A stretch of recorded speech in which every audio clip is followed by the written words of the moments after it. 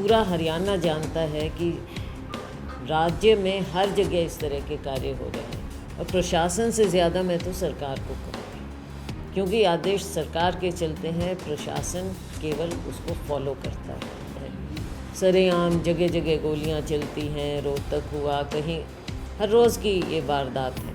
लेकिन ये हुआ कैसे और किसकी मिली भगत से हुआ, ये बहुत बड़े सवाल हैं, क्योंकि इस सरकार में घोटाले पर घोटाले होते चले जा रहे हैं, मिली भगत नज़र आती है, लेकिन अंजाम तक कोई भी इंक्वायरी नहीं पहुंचती। हरियाणा कांग्रेस पार्टी की पूर्व प्रदेश अध्यक्ष व CWC की सदस्य कुमारी शैलजा से आज हम बातचीत करेंगे। जो एक आदमपुर के जो सारंगपुर के जो DSP की हत्या कर दी जाती है, मैडम उसको लेकर क्या कहेंगे?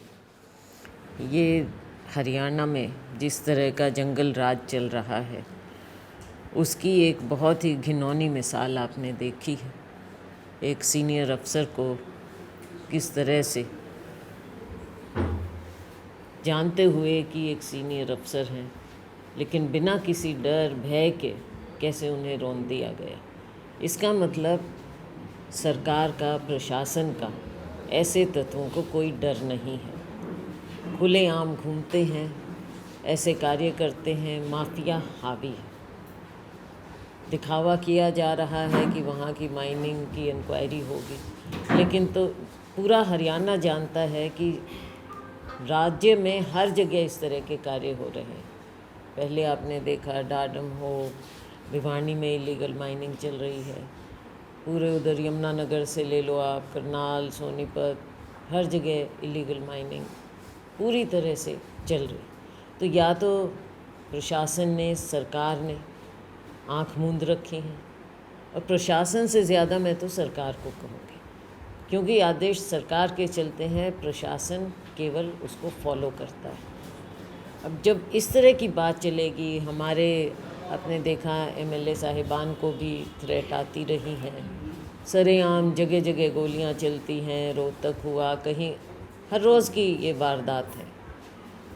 तो राज्य सरकार, ऐसा लगता है कि उसे कुछ दिख नहीं रहा है कि हमारे राज्य में, उनके राज में ये क्या हो रहा है। आम नागरिक अपने आप को कैसे सुरक्षित महसूस करेगा जब इस तरह की कार्रवाई होती रहे इस सरकार के नीचे। इंक्वायरी की बात है और सब है, वो तो होता रहे, लेकिन ये हुआ कैसे और किसकी मिली भगत से हुआ, ये बहुत बड़े सवाल हैं, क्योंकि इस सरकार में घोटाले पर घोटाले होते चले जा रहे हैं, मिली भगत नज़र आती है, लेकिन अंजाम तक कोई भी इंक्वायरी नहीं पहुंचती। मैडम, जो अजय माकन जी ने कुछ सवाल उठाए राज्यसभा चुनाव को लेकर, जो विवेक बंसल जी के ऊपर और किरण चौधरी जी ने भी आपत्ति जताई है इसको लेकर, तो क्या कहेंगे? तो मैं तो यही कहूँगी कि जो भी मामला है हमारी हाई कमांड की नज़र में है, और जिस तरह से भी इसको देखा जाएगा वो हाई कमांड करेगा।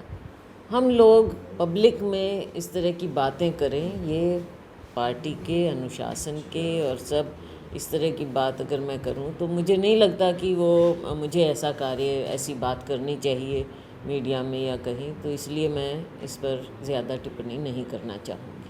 अगर हरियाणा प्रदेश की बात की जाए, यमुनानगर, डाडम और नूह, कई जगह जो इस तरह की अवैध माइनिंग का जो खेल है, ये कब से मतलब चल रहा है? ये तो 8 साल हो गए हैं इस सरकार को। 8 साल में इन्होंने क्या दिखाया है? क्यों ये बढ़ता जा रहा है? क्यों इस तरह की वारदात हो रही हैं? ऐसे लगता है कि या तो ये असहाय हैं, या फिर कहीं ना कहीं किसी लेवल पर कुछ ऐसी बात है जिसे ये छिपाना चाहते होंगे। जो एक अभी कांग्रेस के जो संगठन की अभी तक नियुक्तियां नहीं हुई, अभी जिला प्रभारियों की नियुक्तियां हुई है, तो क्या कहेंगे? नहीं, वो तो ठीक है, क्योंकि देखो अभी आप देख रहे हैं कि किस प्रकार से राहुल जी और सोनिया जी को कैसे प्रताड़ित किया जा रहा है सरकार द्वारा। तो जगह जगह हमारे पार्टी के कार्यक्रम हो रहे हैं, तो उसके लिए प्रभारी नियुक्त किए हैं, वो अलग बात है। लेकिन इतने सालों से हमारा संगठन नहीं रहा, जिससे एक कमी महसूस सभी लोग कर रहे हैं, हम सभी, तो उसे मुझे विश्वास है कि अब जल्दी ही पूरा किया जाएगा। उम्मीद है कि इस महीने या अगले महीने के शुरू तक ये सब हो जाना चाहिए, क्योंकि आगे हमारे राष्ट्रीय अध्यक्ष का चुनाव भी है।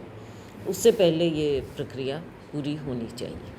मैडम, जो डीएसपी सुरेंद्र बिश्नोई के जो परिजन हैं, उनके जो बेटे सिद्धार्थ हैं, उनकी वो डीएसपी के पद पर ही मांग कर रहे हैं, तो क्या कहेंगे, मतलब क्या करना चाहिए सर? देखो, ये तो अब सरकार जो कानून है उसके हिसाब से होना चाहिए, लेकिन इंसाफ ज़रूर मिले और बच्चे को भी एडजस्ट किया जाए, ये तो होना ही चाहिए। एक मैडम, जो ऑन ड्यूटी उनकी शहादत हुई है। जो ईडी द्वारा श्रीमती सोनिया गांधी से, राहुल गांधी से पूछताछ की रही है, राहुल गांधी से भी 54 घंटे तक लगातार इस तरह की पूछताछ की जा रही है, तो क्या कहेंगे आप इसको? राहुल गांधी जी इन बातों से पीछे हटने वाले नहीं हैं, क्योंकि जिस बुलंदी से राहुल जी आवाज़ उठा रहे हैं आम लोगों की, जनता की, और जो मुद्दे हैं उनको केवल राहुल गांधी जी उठाते हैं। अब ये समझते हैं कि इस तरह की बातों से उनकी आवाज़ को अगर दबाया जाएगा तो ये तो लोकतंत्र की आवाज़ है, ये और ज़्यादा मजबूत होकर निकलेगी। सोनिया जी कभी पीछे हटी नहीं है, ना वो हटेंगी, और मैं ये कह सकती हूँ कि देश भर के कांग्रेस जन उनके साथ, उनके पीछे पूरी मजबूती से हम डटे हुए हैं और आगे भी डटे रहेंगे, कोई पीछे हटने वाला नहीं है। जी, ये थी कुमारी शैलजा। इन्होंने यही बताया कि जो पिछले 8 साल से माइनिंग का अवैध खेल चल रहा है और कानून व्यवस्था प्रदेश में चौपट हो चुकी है। प्रवीण कुमार